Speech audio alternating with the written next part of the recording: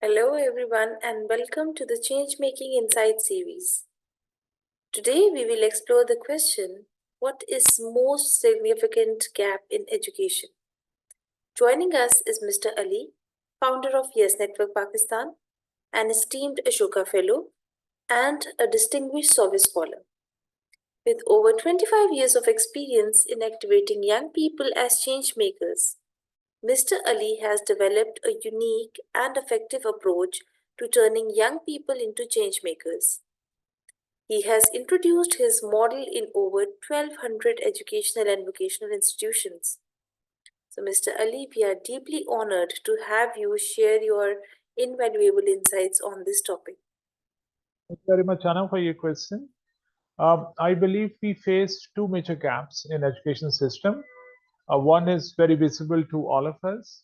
We talk about it all the time, and that is the quality gap.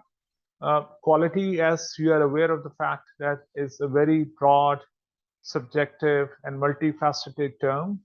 Uh, Efforts are underway in almost every school to address the quality gap.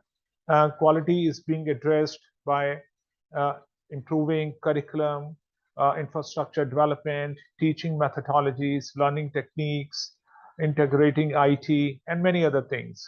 The other gap, which is completely overlooked and is invisible to many education institutions, is the change making gap.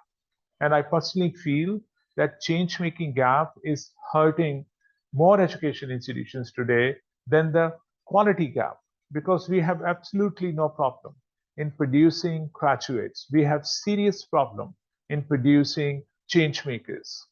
You see, we cannot solve our problems, as a country, as a society, as a community, unless and until we produce change makers. You see, we're producing a massive amount of graduates every year who know a lot of stuff, stats and facts, who are aware of the issues affecting the society, but somehow they stay away from action. They are unable to, design and deliver solutions. So I think if education fails to activate young people as change makers, it is not education, it is a miseducation. So in my opinion, change making gap is the biggest gap right now in education institutions. It is the biggest deficit in education institutions. And I think it is the least used capacity of faculty members and students. And I think most of the education institutions are completely unaware of this gap, and efforts to unlock the change making power of faculty members and students are almost non existent. And I think there are some examples.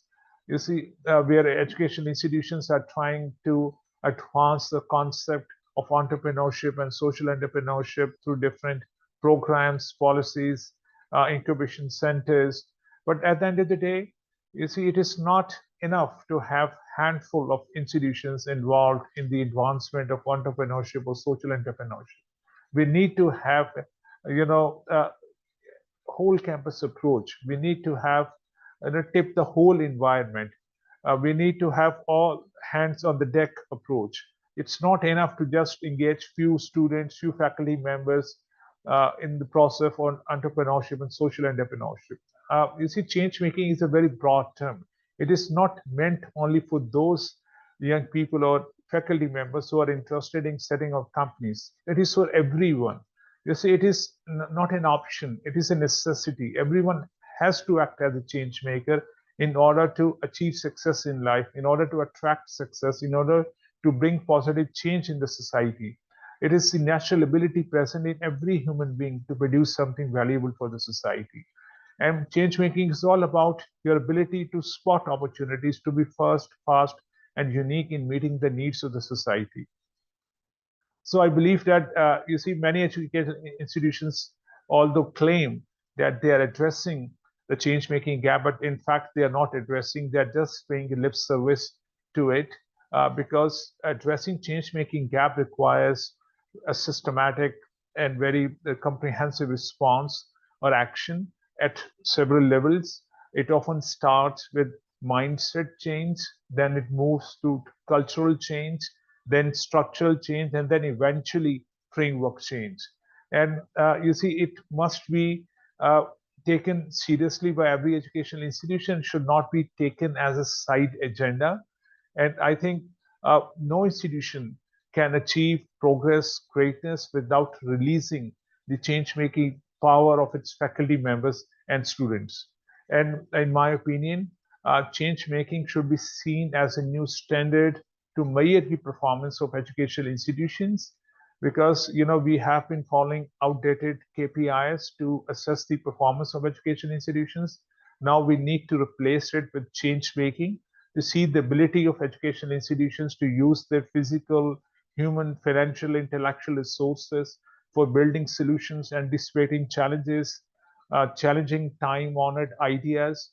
This is the best way to utilize the change-making power of faculty members and students. And I personally feel that the role of education institution uh, is basically to make students more desirable and valuable. And it is very unfortunate today that when young people come out of education institutions, they they hope that the society will give them a very warm reception, but they hear society telling them, we don't want you, we don't need you, we are not interested in you. The simple reason is that they have spent a large amount of their time in learning outdated knowledge and skills. They stay away from action. They were unable to create, invent, and innovate. And this is perhaps the reason that many companies, private companies and public companies stay away from hiring newly graduates. So I think it's very important that every student should be given a chance during study to come up with a solution, to come up with a product or service which can benefit the society, and it can really increase their market value, and it can really help them to understand the societal dynamics. And remember, knowledge uh, was a rare commodity in the past. It was very difficult to attain knowledge, but today we are living in a very different world. Today we can download thousands of articles in the shortest period of time. Knowledge is as cheap as dust, as water, as air. You can download thousands of articles in just a couple of hours. So what I'm really saying that it is not enough to have a lot of knowledge.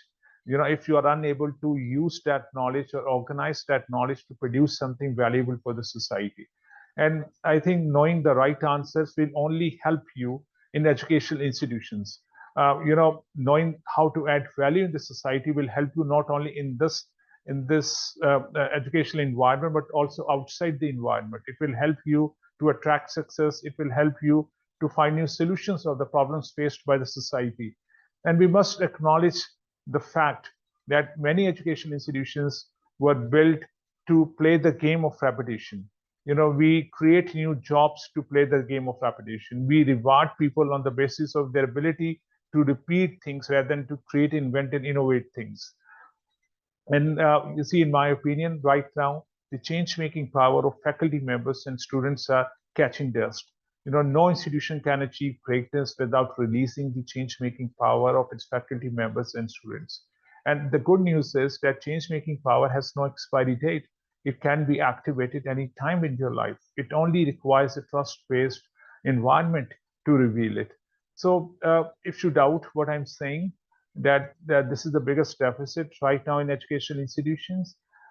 It is the least used capacity of education institutions. I challenge you or even encourage you to go out, even your listeners, they should go out and and see any education institution in the neighborhood and ask the principals few simple questions to judge where they stand in terms of using this remarkable ability for the personal development and the societal development. Just ask the principal of any neighborhood school or educational institution these few questions.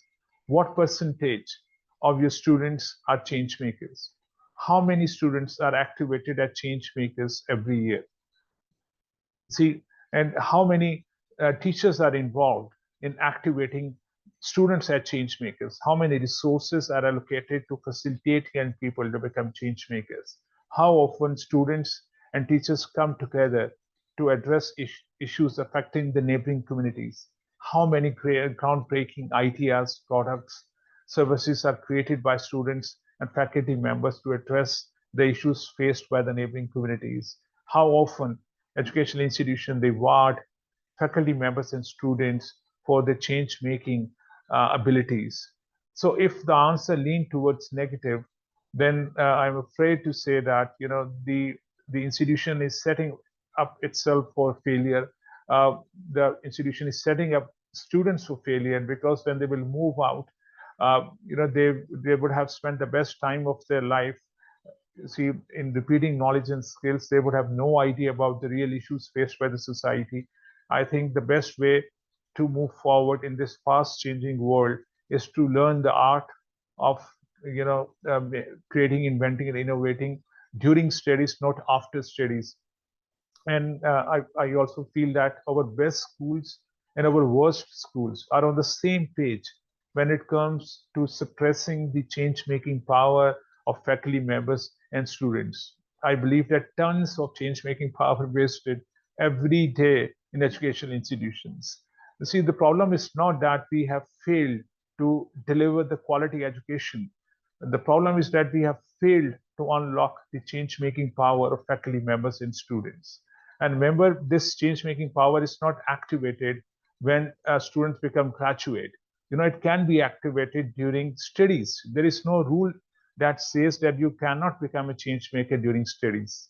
In the end, I would say, you see, institutions are not destroyed from outside, they are destroyed from inside. And today, many education institutions, I'm afraid to say this, are taking their own lives by repeating knowledge and skills. You see, they have no energy, no time left to create, invent, and innovate. And there was a time when higher education was seen as the future. Now, the future of higher education is at stake. And I believe that regeneration is not possible without freeing our institutions from the grip of imitation and repetition. In this new world, to win the game is to change the game. And the role of education institution is to transform the system and not to reproduce it. Thank you so much.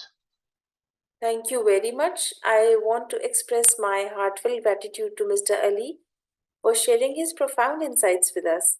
It is indeed very true that change making is the biggest and invisible gap in education.